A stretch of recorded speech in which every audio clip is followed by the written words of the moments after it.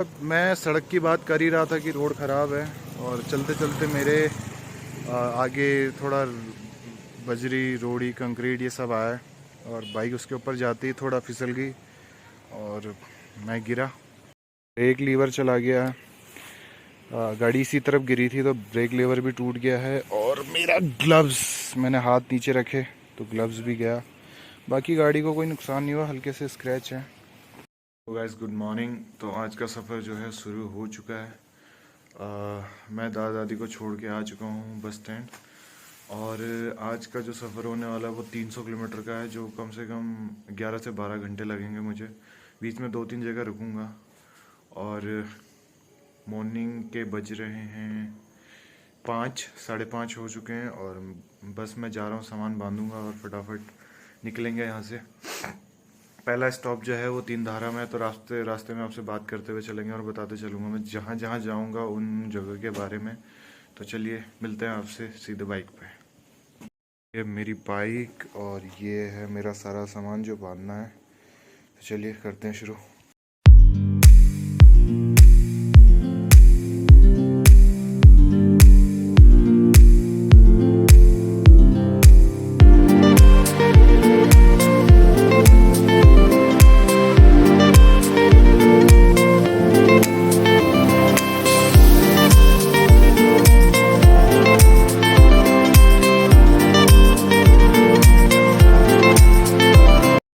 बांध लिया बहुत मेहनत के बाद। तो मिलते हैं आपको सीधे रास्ते पे। तो मैं निकल रहा हूँ अभी देहरादून से, क्योंकि दादा दादी को बैठाते बस में होगी लेट। बस आई बहुत ही लेट, तो अभी मैंने रीफिलिंग टंकी फुल करा के मैं फिर से निकल रहा हूँ। तो मिलते हैं आपको सीधे ऋषिकेश के बाद। पहुँच चुके हैं देहरादून से बाहर और सूरज भी निकल चुका है। तो अभी बजने वाले हैं 7 और अब मैं डायरेक्ट तिनधारा पे रुकूंगा, जो कि यहाँ से करीब 80 किलोमीटर है। उसके बाद मिलते हैं आपको। सूरज और सामने हमारा व्यू।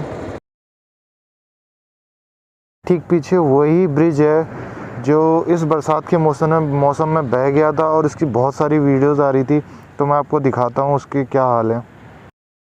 तो ये पूरा ब्रिज का एरिया है, जो नीचे से होके आ रही हैं गाड़ियाँ, डाइवर्जन किया हुआ है और ब्रिज पूरा नीचे धंसा हुआ है, तो इसकी हालत बहुत ख़राब है।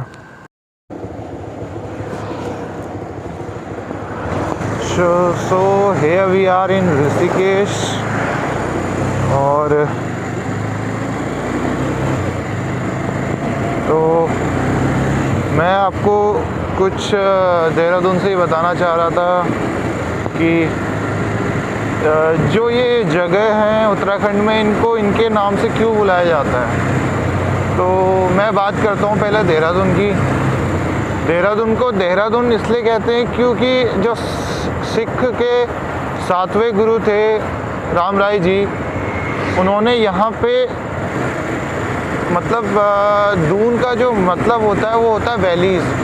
तो जो ये वैलीज़ थी इनमें उन्होंने डेरा लगाया, तो जो वैलीज़ को दून बोलते हैं, इसीलिए इसका नाम तब से देहरादून पड़ा। बाद में आके ये देहरादून में चेंज हुआ।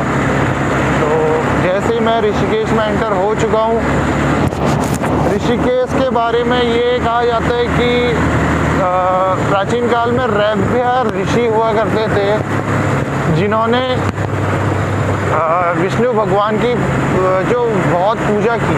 उसके बाद उनको मतलब ऋषि जो थे रैभ्य ऋषि, उनके केस से विष्णु भगवान ने उनको दर्शन दिए, तो तब से इस जगह का नाम ऋषिकेश पड़ गया। तो ऐसे ही कुछ इंटरेस्टिंग चीज़ें हैं, आगे आने वाला है। जैसे मेरा तीन धारा का नाम तीन धारा इसलिए क्योंकि वहाँ पे 3 धाराएं मिलती हैं या 3 धाराएं बहती हैं। तो जो अपना उत्तराखंड है फुल एडवेंचर, फुल जिसे कहते हैं, निकल चुकी है लगभग और टाइम हो गया है आपका 9 बज चुके हैं। तो मैं अब सीधे मिलूँगा तिनधारा, जो यहाँ से करीब 20 से 25 किलोमीटर है हमसे। और यहाँ पहाड़ों पे आते ही आपको सबसे पहले ये सबसे भयंकर नज़ारा मिलेगा। जो सामने दो पहाड़ों के बीच से गाड़ियाँ निकलती हैं और ये पहाड़ बिल्कुल आप देखोगे बहुत पत्थरों वाले हैं, पथरीले चट्टान वाले हैं। एक सामने बादल ऐसे उड़ रहे हैं जैसे कि मानो रुई हो, कॉटन हो, इतने हल्के लग रहे हैं। और देख सकते हैं हवाएं इतनी तेज हैं। हमारा ब्रेकफास्ट तंदूरी पराठा, साथ में दादी है। दादा ने तो मना कर दिया, उनकी तो होगी तबीयत ख़राब, थोड़ा सा वॉमिटिंग जैसा फ़ील हो रहा है। तो मैंने कहा कोई नहीं, नींबू पानी बनाते हैं आपके लिए। तो मेरी चाय और पराठा है तंदूरी। तो यही खासियत है कि लो बजट और अच्छे कॉस्ट में आपको अच्छा खाना मिल जाता है। तो चलो अभी जब निकलते हैं खा के मिलते हैं आपसे। तो रुकने के बाद ब्रेकफास्ट करने के बाद ये रही पूरी जिंदारा की मार्केट और मेरे ठीक पीछे है ऊपर पहाड़ी और वहाँ है कुछ घर। तो जिंदारा की यही खूबसूरती है, यहाँ पे अच्छा खाना और सब कुछ मिलता है। तो चलो मिलते हैं आगे। तो here we are in Devprayag. पीछे अलकनंदा और भागीरथी का संगम है जहाँ से गंगा बनती है। नीचे मंदिर जहाँ लोग गए दर्शन करने। मैं दिखाता हूँ आपको बैक कैमरा। तो ये देवप्रयाग बहुत ही सुंदर है। और एंट्रिंग इन श्रीनगर और नीचे मेरी बहरी अलकनंदा, जिसका पानी की पूरा ग्रीन ब्लू मिक्स। और देख रहे हैं कितनी चौड़ी है यहाँ से लेके वहाँ तक। और आगे चल के इसी नदी पे डैम बना हुआ है, श्रीनगर डैम, वो भी मैं आपको दिखाऊंगा। चलते हैं।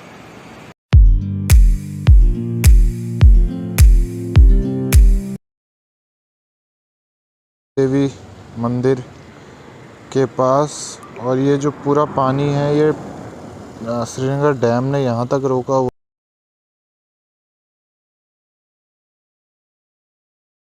ये रहे कुछ फोटोग्राफ्स जो मैंने यहाँ पे ली हैं। बहुत ही अमेजिंग जो नेचर व्यू था। रुद्रप्रयाग से 2-3 किलोमीटर आगे आ चुका हूँ और काफ़ी ट्रैफिक था वहाँ पे। तो आगे आते ही एक यहाँ पे जगह है जहाँ से दो पहाड़ों के बीच से ही अलकनंदा निकलती है। देखने में बहुत ही सुंदर है। और इसके ठीक अपोजिट उस साइड से जाती है तुंगनाथ चोपता की जो रोड है, जहाँ शिव जी का सबसे ऊंचाई पे स्थित मंदिर है। तो व्यू तो देखने से ही बनता है।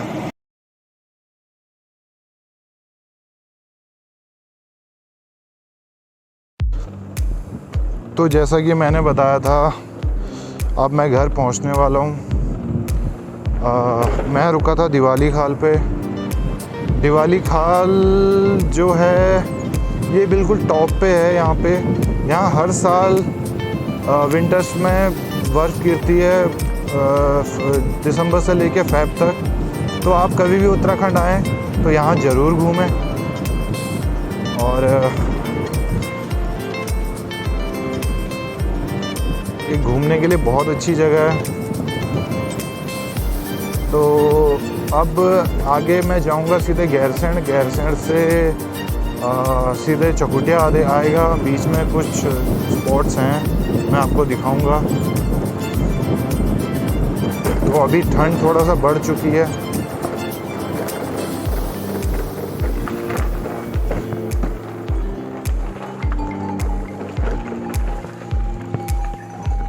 हॉर्सेस और अब दिखेगा आपको कुछ व्यू ऐसा है। कुछ दिवाली खाल का रास्ता जो सीधे जाता है गैरसैंण। अभी पूरी ही ढलान है और मुझे लगेगा करीब आधा घंटा गैरसैंण और वहाँ से 1 से 1.5 घंटा घर। तो 4:30 तक मैं घर पहुँच जाऊँगा। उसके बाद आज वीडियो एंड करेंगे यहीं पे। तो वीडियो एंड करेंगे घर जाके, क्योंकि मैं थक चुका हूँ काफ़ी। और आपको थोड़ा बहुत मैं अभी चलते चलते बात कर लेते हैं।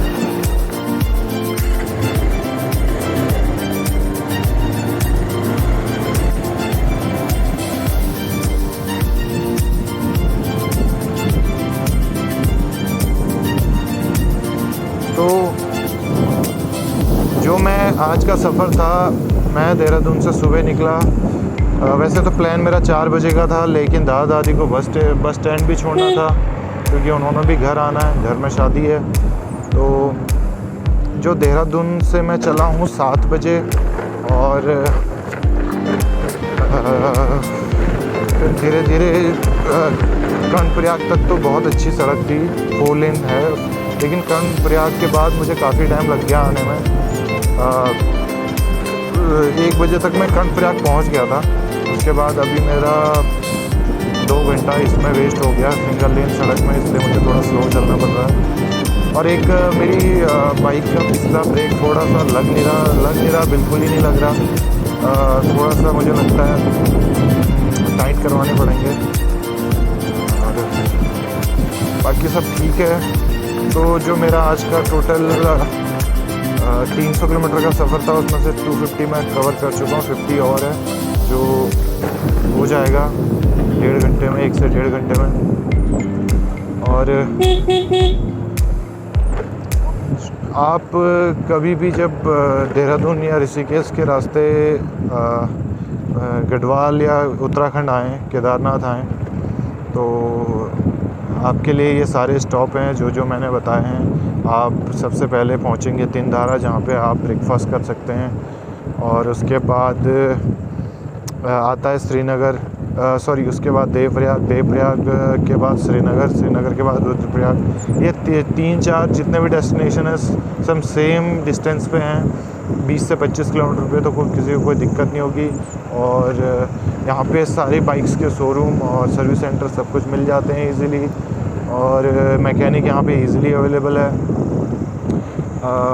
अब जो मैं ये 300 किलोमीटर का सफ़र है, वैसे तो कर्णप्रयाग से ही सड़क बहुत ख़राब है, लेकिन दिवाली खाल के बाद और भी बुरा हाल है। अब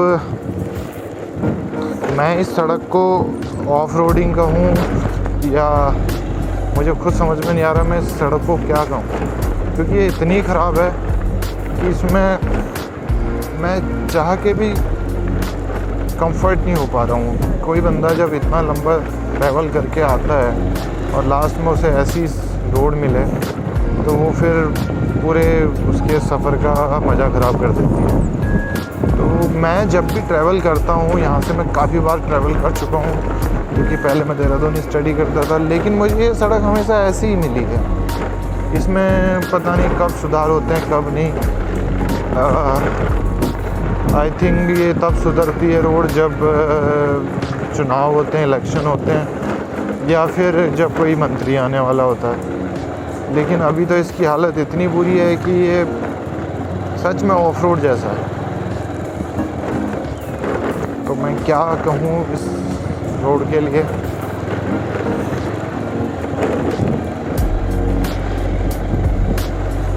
और ये अभी तक कंटिन्यू है, कहीं पर भी बिल्कुल भी ठीक नहीं है।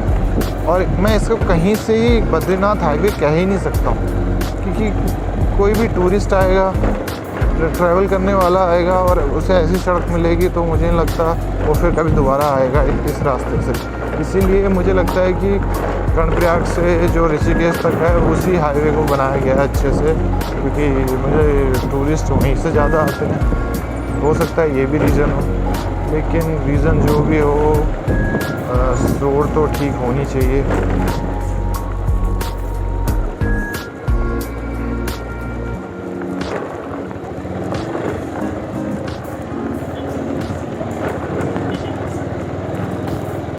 का दूसरा दिन और घर से हूँ मैं 30 किलोमीटर दूर, और पूरे दिन कुछ नहीं हुआ। मैं सड़क की बात कर ही रहा था कि रोड ख़राब है, और चलते चलते मेरे आगे थोड़ा बजरी, रोड़ी, कंक्रीट ये सब आया, और बाइक उसके ऊपर जाती थोड़ा फिसल गई और मैं गिरा।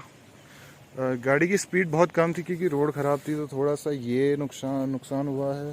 थोड़ा सा मेरी ट्राउज़र जो मैंने खोल के रख दी है, उसका भी एक पैर पूरी तरह से डैमेज ही हो गया एक तरफ से। अब ये पहनने लायक ही नहीं रही। ब्रेक लीवर चला गया, गाड़ी इसी तरफ गिरी थी तो ब्रेक लीवर भी टूट गया है। और मेरा ग्लव्स, मैंने हाथ नीचे रखे तो ग्लव्स भी गया। बाकी गाड़ी को कोई नुकसान नहीं हुआ, हल्के से स्क्रैच है छोटे से, बाकी कुछ नहीं हुआ। मैं बात कर ही रहा था रोड की और घर से थोड़ी दूर पे गाड़ी गिर गई। चलो मिलते हैं आपसे मैकेनिक के पास। मैं पहुंच चुका हूं घर, मैं पहुंच गया था आधे घंटे पहले ही। मैं थोड़ा सा रेडी हुआ और थोड़ा सा अपना सामान खोलने में मुझे टाइम लग गया। रात हो गई थी और रोड भी बहुत ख़राब थी। एक बार गिरने के बाद फिर मैंने कैमरा फ़ोन ऑन भी नहीं किया। तो अभी रात के बज चुके हैं 7, मैं करीब 6 बजे पहुंच गया था।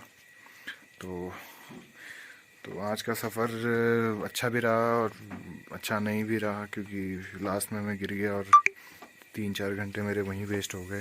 जितना टाइम मुझे 250 किलोमीटर करने में नहीं लगा, उससे कहीं ज़्यादा टाइम मुझे 50 किलोमीटर को करने में लग गया, क्योंकि रोड थी इतनी ख़राब और ऊपर से मैं गिर गया। थोड़ा सा ब्रेक लीवर ये सब काम कराने में लग गया टाइम। तो आज कुछ ऐसे चूल्हे की रोटियां खाएंगे काफ़ी टाइम बाद।